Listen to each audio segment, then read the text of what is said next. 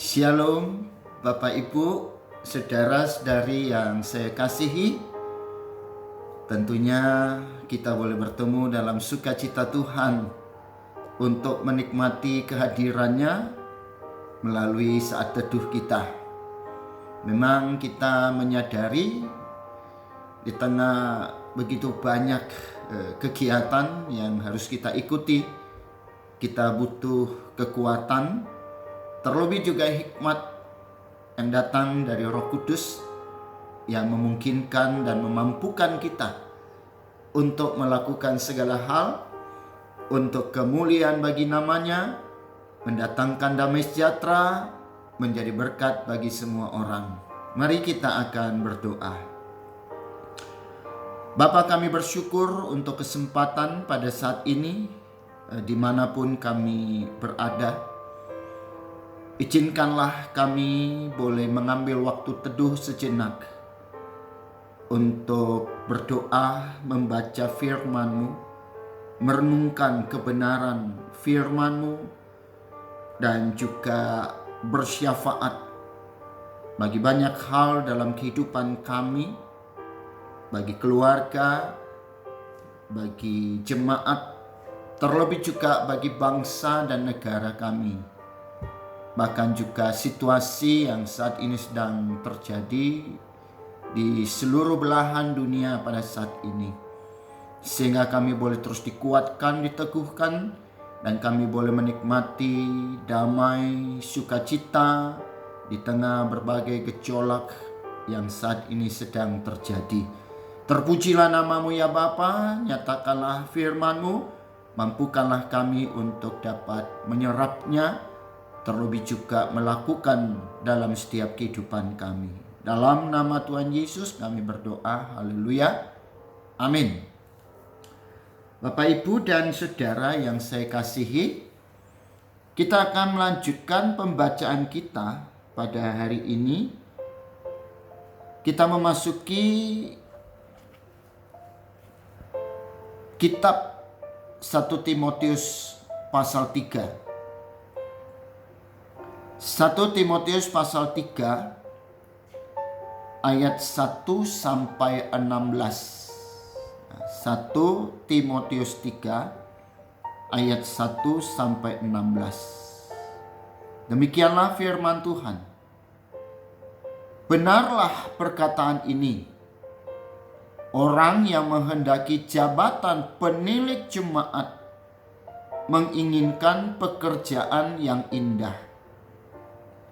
Karena itu penilik jemaat haruslah seorang yang tak bercacat, suami dari satu istri, dapat menahan diri, bijaksana, sopan, suka memberi tumpangan, cakap mengajar orang, bukan peminum, bukan pemarah, melainkan peramah, pendamai, bukan hamba uang, seorang kepala keluarga yang baik, disegani dan dihormati oleh anak-anaknya.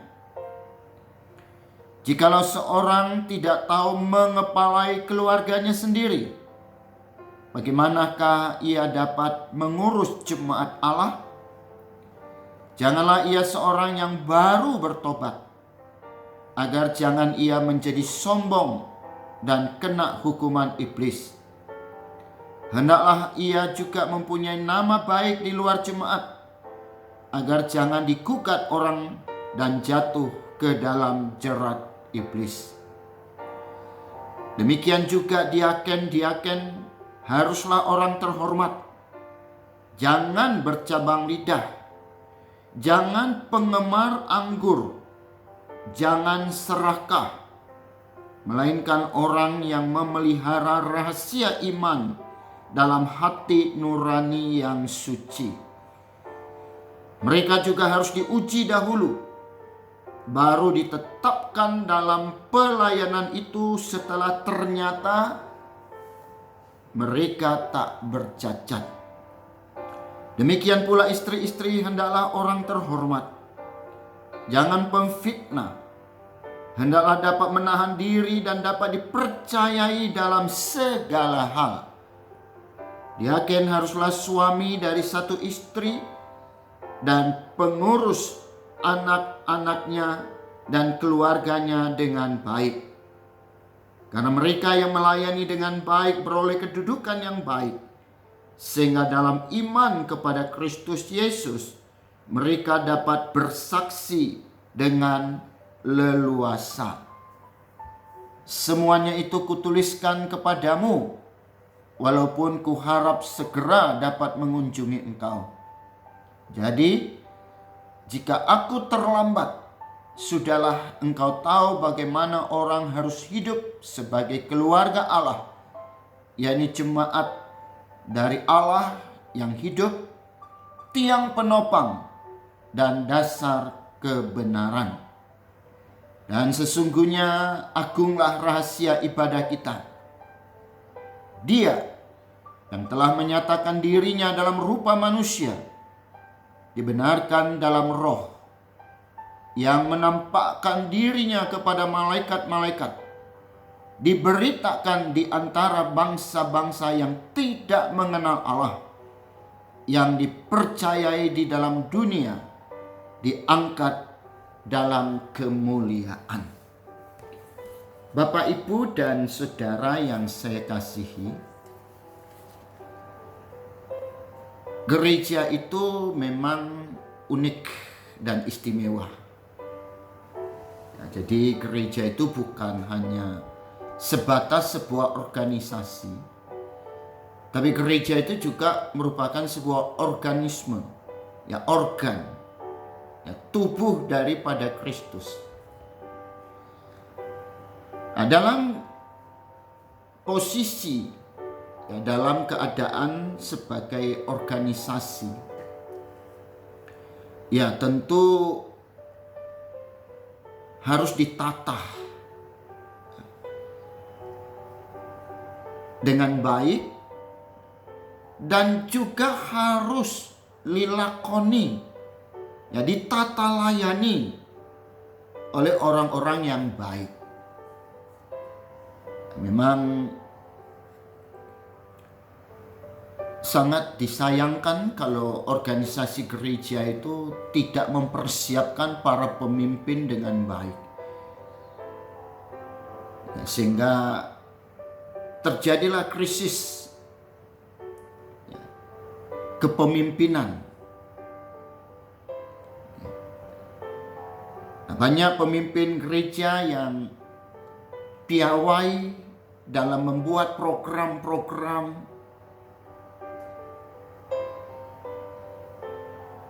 dia boleh jadi menjadi seorang organisator yang baik, yang hebat, pengkhotbah yang fasih lidah,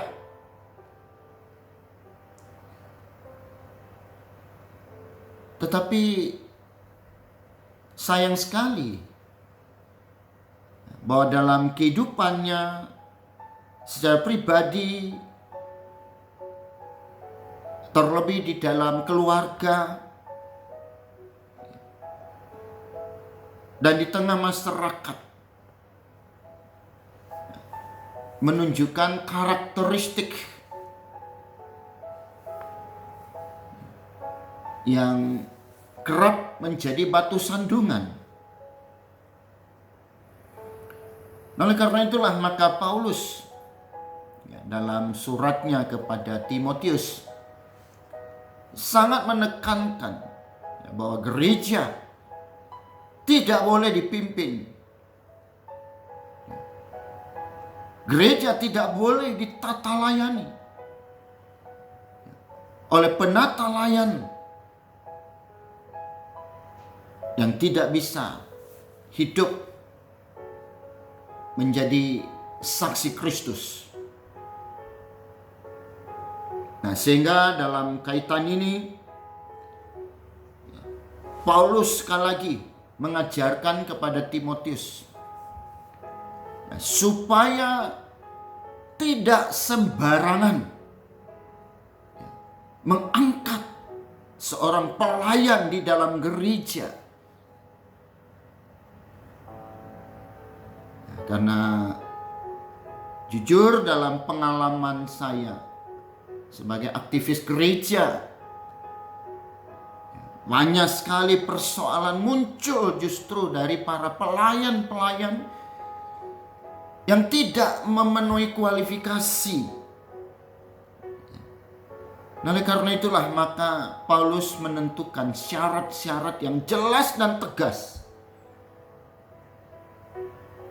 Jadi kita mengangkat seseorang jadi pelayan Tuhan di gereja untuk menjadi seorang pemimpin baik di jemaat maupun di sinode, itu bukan karena faktor suka atau tidak suka.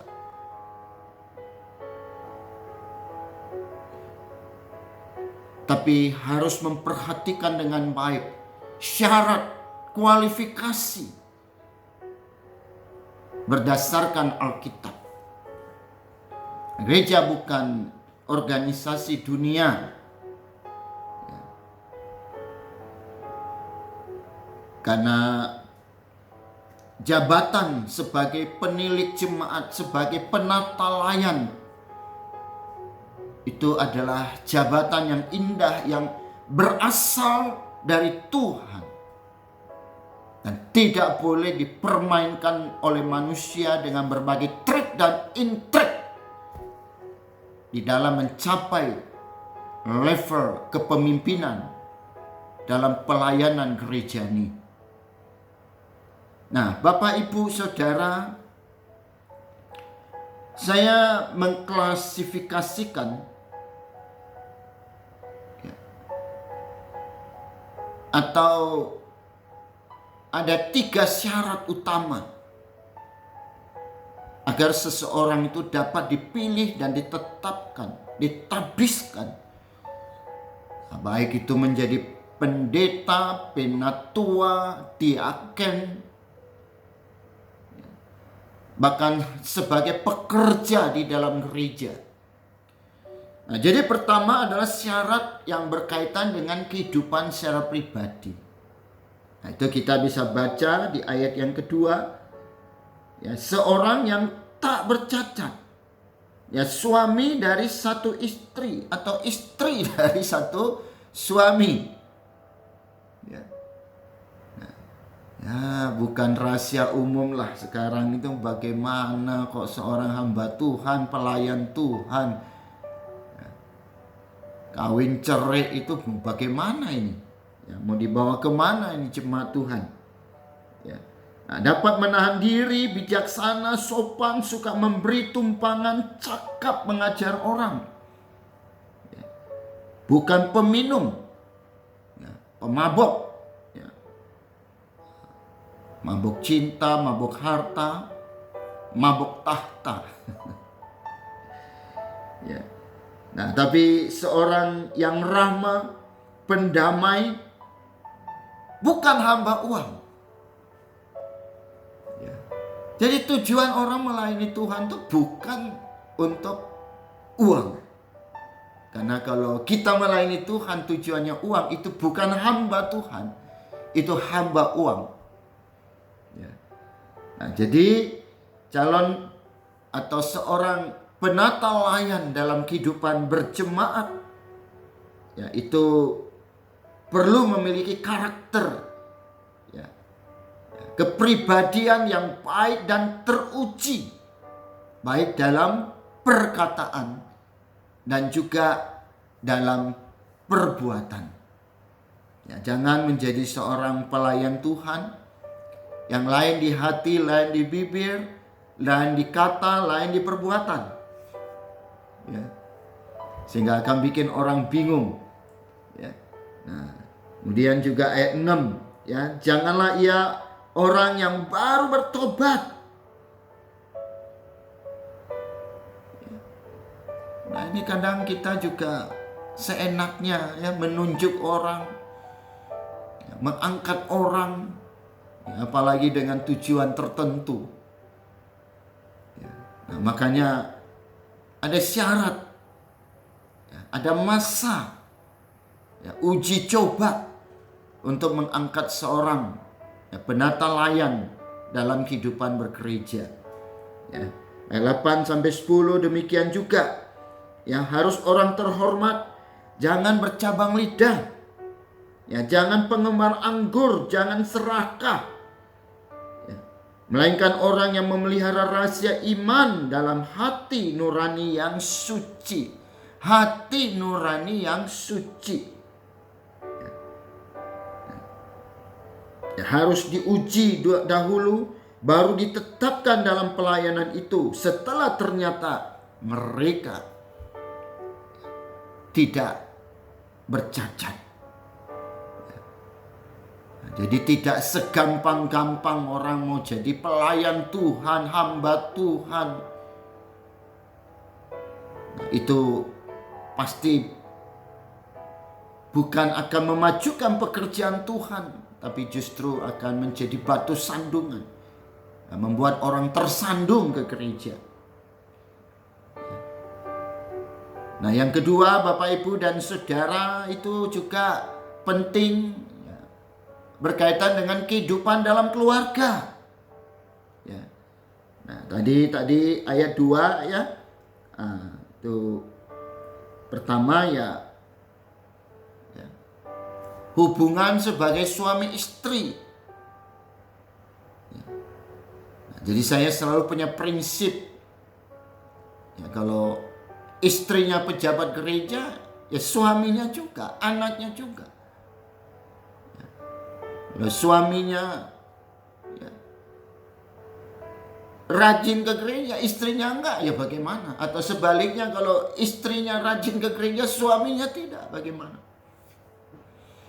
Yang paling menyedihkannya kalau saya itu ya berkhotbah dalam gereja, ya, dalam gereja yang saya gembalakan, ya. Paling sulit untuk saya berkhotbah kalau istri tidak di situ, anak tidak di situ.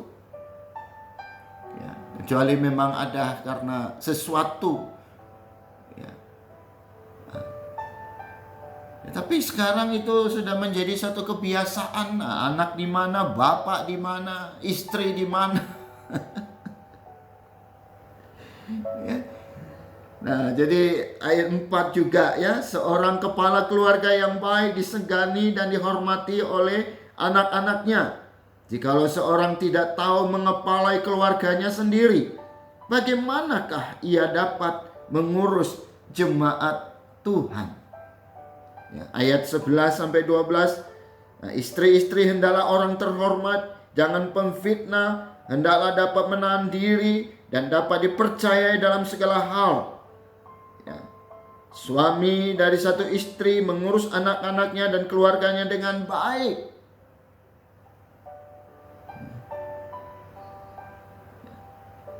Nah, sebab seorang penata layan dalam gereja ya, tidak dapat memimpin jemaat kalau dia belum bisa memimpin keluarganya dengan baik. Nah, yang ketiga, ya, bahwa dia harus memiliki kehidupan di lingkungan sosial yang baik. Nah, sekarang kan pada umumnya ya kita ya tinggal di dalam kompleks perumahan, klaster, di tengah masyarakat, RT, RW.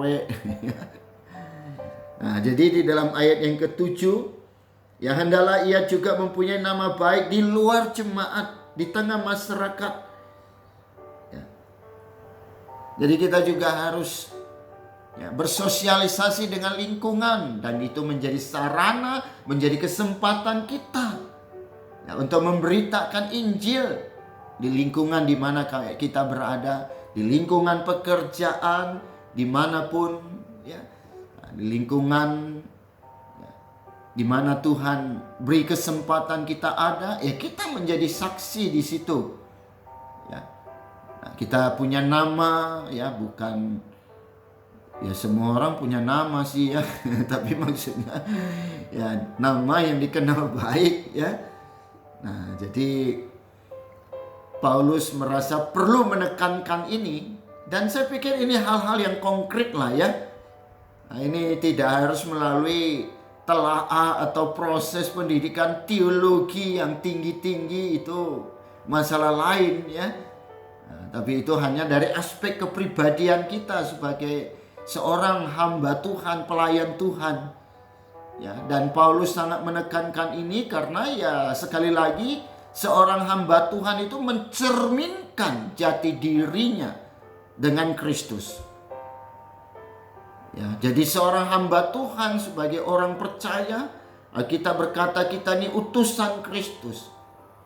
Jadi kita melaksanakan tugas dan jabatan pelayanan karena otoritas dari Roh Kudus. Ya. Dan kata firman Tuhan, Roh Kudus itu bekerja dengan tertib. Ya. Kita harus terutama dapat memperlihatkan, menghasilkan buah roh.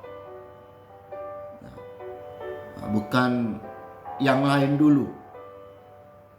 Ya. Nah, iman kita harus benar-benar ya, teruji ya, dan terbukti kemurniannya. Ya, tidak didasari oleh karena ada kepentingan atau motivasi lain. Ya, ada memang Alkitab mencatat ada orang melayani Tuhan karena punya motif yang lain. Ya, itu nanti kita bisa ketemu. Ya, sepanjang Bapak Ibu setia mengikuti ya pelajaran-pelajaran Alkitab kita. Ya, Tuhan akan singkap semua ya. Pelayan-pelayan palsu ya. Gembala-gembala upahan, nah itu ya. Nah, karena itu tadi ditekankan di ayat yang pertama, benarlah perkataan ini, orang yang menghendaki jabatan, ya penilik, ya pemerhati, pelayan, ya jemaat itu menginginkan pekerjaan yang baik. Ya. Nah, dan pekerjaan baik ya haruslah dilakukan oleh orang yang baik. Ya. Nah. Dan baik itu adalah bukti iman, ya, hasil dari pertobatan. Ya, jangan pula kita pilih orang yang belum bertobat, yang mana mungkin baik. Ya. Nah, jadi harus orang-orang yang memiliki keteladanan hidup yang baik, ya, yang menghormati Allah, menghargai sesama, ya. Nggak boleh egois, orientasi kekuasaan, tapi orientasi ya pelayanan. Dan yang kedua juga, ya, kenapa Paulus menekankan pentingnya seorang penata layan harus memenuhi syarat-syarat itu. Ya. Nah, jelas supaya sebagai seorang penata layan dalam kehidupan gereja, ya kita tentu ya harus memiliki kesaksian yang baik di tengah masyarakat, khususnya di kalangan orang-orang yang belum percaya. Ya. Nah, supaya melalui hidup kita mereka boleh melihat Yesus. Ya. Mereka boleh percaya kepada Yesus. Ya. Jadi sekali lagi bahwa jabatan kepelayanan dalam gereja, jabatan kepemimpinan rohani bukanlah sekedar status sosial di hadapan manusia, tetapi adalah merupakan sesuatu tugas yang kita terima dari Yesus Kristus Tuhan yang telah mengorbankan dirinya ya, dan memberikan tugas pelayanan ini kepada kita. Ya, kepemimpinan rohani bukan cuma bicara keahlian, ya, kehebatan secara manusiawi, ya, bukan. Ya, bukan bicara fasilitas juga. Ya. Tapi bicara pelayanan sekali lagi adalah bicara hati. Ya, hati yang mengasihi Tuhan. Hati yang mengasihi sesama. Ya. Karena pelayanan kita itu didasarkan kepada kasih. Ya, pengharapan. Ya, iman. Ya. Nah, marilah kita belajar untuk menjadi seorang pelayan Tuhan yang setiawan, yang berkenan di hati Tuhan. Hidup kita boleh menjadi alat berkat dari Tuhan untuk semua orang. Tuhan Yesus memberkati kita semua. Mari kita berdoa. Terima kasih Tuhan, oleh anugerah-Mu Engkau boleh memilih para pelayan-pelayan dalam kehidupan berjemaat menjadi seorang pemimpin rohani. Oleh karena itu Tuhan, bentengi, tutup bungkus dengan kuasa darah-Mu yang kudus, penuhi dengan kuasa Roh Kudus-Mu, sehingga kami cakap untuk mengerjakan pekerjaan Tuhan. Karena kami juga menyadari sepenuhnya bahwa kemampuan kami dalam pelayanan-pelayanan yang Tuhan percayakan kepada kami sepenuhnya adalah juga karena pekerjaan Allah sendiri melalui setiap kehidupan kami. Terima kasih Tuhan, terpujilah nama-Mu.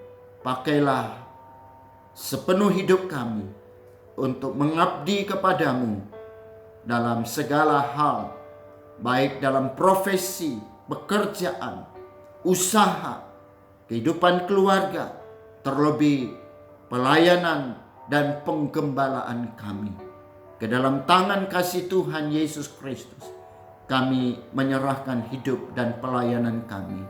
Haleluya, dalam nama Tuhan Yesus, amin.